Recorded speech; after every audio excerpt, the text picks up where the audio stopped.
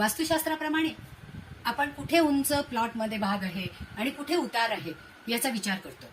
आता आपण मुख्य दिशा पाहिल्या, उपदिशांमध्ये ईशान्य आणि नैऋत्य हा जो ऍक्सेस आहे, जो जलतत्व आणि पृथ्वीतत्व यांचा आहे, त्याचा विचार करणार. ज्यावेळेस ईशान्याला डोंगर, उंच बिल्डिंग किंवा उंचता असते आणि नैऋत्येला उतार, खोलगट भाग, विहिरी किंवा हौद पाण्याचे किंवा ड्रेनेजचा हौद असं जेव्हा असतं त्यावेळेस याला भूतविधी असं म्हणतात. भूतविधी म्हणजे नैऋत्य दिशा ही असुरांची दिशा आहे, त्यामुळे इथून होणारे परिणाम हे आपल्याला दीर्घकाळ भोगावे लागतात.